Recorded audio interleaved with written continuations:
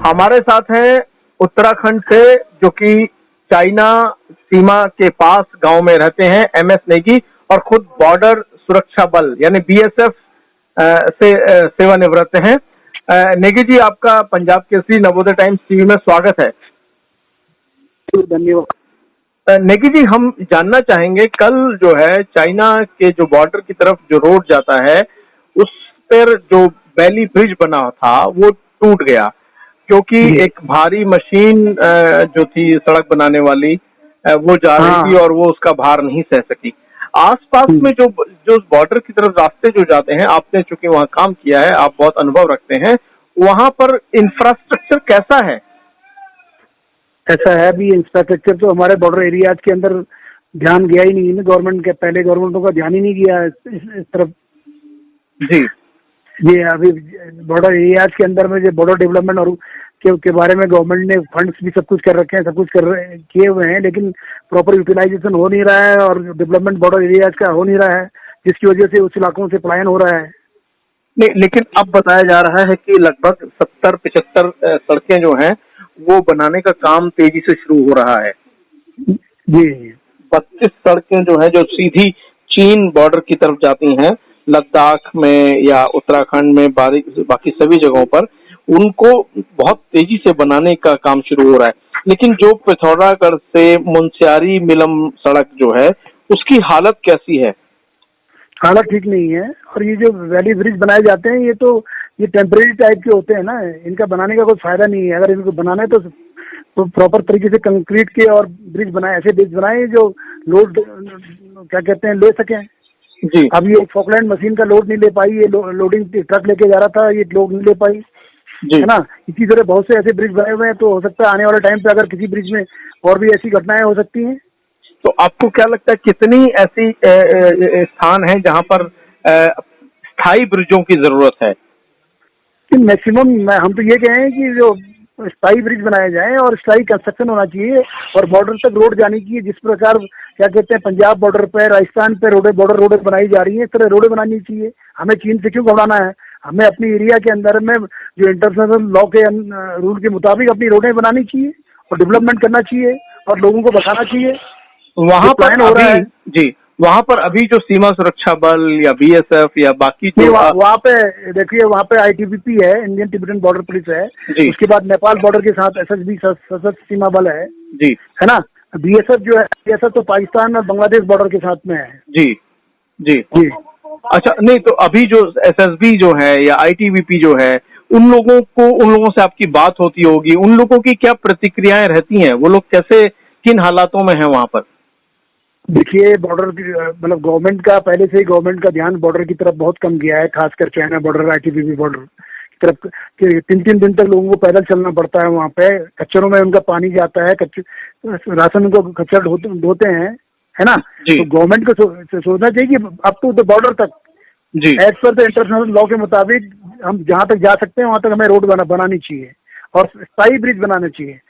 और जो गांव के ये ऊपरी इलाके जो रिजेस खाली हैं, रिजेस में लोगों को बसाना चाहिए, जमीनें अलॉट करनी चाहिए जी। अभी एक कॉन्सेप्ट आया है कि जैसे प्लान हो चुके हैं उत्तराखंड से गांव को, तो भूतपूर्व सैनिकों को बसाना चाहिए, जमीनें अलॉट करनी चाहिए यहाँ पे जी, ताकि कल को अगर खुदा न खास्ते चाइना से युद्ध होता है तो ये लोग काम आ सकें, इंफॉर्मेशन दे सकें, गतिविधियों पे नजर रख सकें।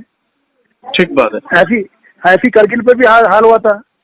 करगिल विंटर में करगिल में आर्मी ने पोस्टें वैकेंट कर दी, जबकि उसके बगल में बीएसएफ की पोस्टें थी, बीएसएफ ने वैकेंट नहीं करी जी, और उसमें आके पाकिस्तानी बैठ गए और उसके लिए हमें इतनी बड़ी लड़ाई लड़नी पड़ी, अपने ही इलाके को छुड़ाने के लिए लड़ाई लड़नी पड़ी। अच्छा, आपके बहुत नजदीक है नेपाल का बॉर्डर, नेपाल की सीमा, आपका खुद का अनुभव है नेपाल सीमा का, वहाँ के हालात पर मैं नेपाल सीमा पर तो नहीं रहा हूँ, लेकिन इसके बारे में जानता हूँ।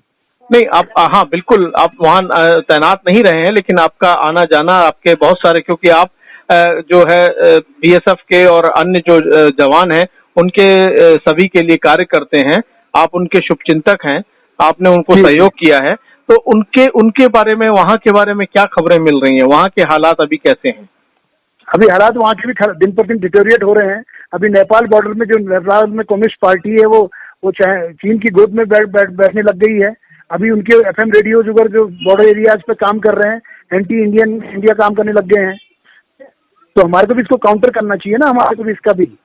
नेगी जी, क्या आपके वहां पर जो सीमा पर जितने गांव हैं, क्या वहां पर दूरदर्शन या आकाशवाणी, भारतीय जो आकाशवाणी है, वो सुनने में आता है, दिखाई देता है? ना, हमारे इलाके कोई FM सुविधा नहीं है, बॉर्डर पे FM बैंड सुविधा नहीं है। तो क्या अल्मोड़ा से कितने किलोमीटर दूर ये सुविधाएं खत्म हो जाती हैं? ये अल्मोड़ा से कम लगा ली, अल्मोड़ा का भी जो यहाँ पे FM सुविधा है, ये भी खुद अल्मोड़ा शहर के अंदर में नहीं पड़ पाता है। इनकी इसका जो क्षमता है, इसकी बात बढ़ानी पड़ेगी इनको। आकाशवाणी वहाँ नहीं है? नहीं, आकाशवाणी तो है, लेकिन ये प्रॉपर इसका वो होता है ना, किलोवाट कितने की, 1 किलोवाट की है ये, इसको रेट करना चाहिए इसको। जी, मतलब वहाँ भी जो है वो भारतीय जो समाचार है, आकाशवाणी जो है, रेडियो है, वो नहीं सुनाई देता है। जो FM बैंड को इसको अपग्रेड करना चाहिए, ताकि हमारे बॉर्डर इलाके तक जाए और हमारे लोग सुने। और जो अभी जैसे धारचूला वगैरह में जो सब नेपाल का रेडियो सुन रहे हैं, और नेपाल रेडियो अपनी प्रोपोगंडा कर रहा है भारत के खिलाफ में, गाने गा रहा है, उसमें गानों के द्वारा अपने लोगों को इंस्टिगेट कर रहा है कि जमीन खाली कराओ करके हमारी। अच्छा जी, तो क्या आपके पास कोई ऐसे गाने के बोल या गाना कोई आया है, कोई जानकारी मिली है? हाँ, अभी आज तो न्यूज में भी ये न्यूज 18 ने गाना सुनाया है कि वो गाना गा रहे हैं वहाँ पे, बता रहे हैं कि भाई ये जो इंडिया जो दिखाया, इंडिया के अपने हमारे क्षेत्र को अपने नक्शे में दिखाया, उसको खाली करने के लिए गाना गा रहे हैं वो लोग रेडियो में, लोगों को मतलब इस तरह से इंस्टिगेट कर रहे हैं। नहीं, आपकी सैनिकों से भी बात हुई है क्या? भारतीय सैनिक जो है वहाँ अर्धसैनिक बलों के लोग हैं, उनसे भी बात होती होगी, तो वो भी ये सब बात की पुष्टि करते हैं क्या? हाँ, बिल्कुल। जो SSB है वो भी इस बात की पुष्टि करती है। सुविधाएं बढ़ानी चाहिए ना बॉर्डर पे, चाहे नेपाल भी है। हम मानते हैं कि आज तक हमारा दोस्त कंट्री रहा हुआ, हमारा रोटी और बेटी का हमारा उसके साथ है, लेकिन हमें अपनी सिक्योरिटी को उसमें वो ध्यान में रखना चाहिए ना। हमें डेवलपमेंट पूरा बॉर्डर तक करना चाहिए, नेपाल बॉर्डर तक भी डेवलपमेंट करना चाहिए। क्या सीमा सुरक्षा बल के अधिकारियों का सहयोग मिलता है? बिल्कुल। सीमा सुरक्षा बल के अधिकारी, चाहे सशस्त्र बल के हों, चाहे ITBP के हों, ये लोग तो बॉर्डर एरियाज के लोगों को पूरा सपोर्ट करते हैं। जी, धन्यवाद नेगी जी, और आप भविष्य में नजर बनाए रखिए, और हम जल्द ही दोबारा फिर आपसे बात करेंगे। धन्यवाद। Thank you.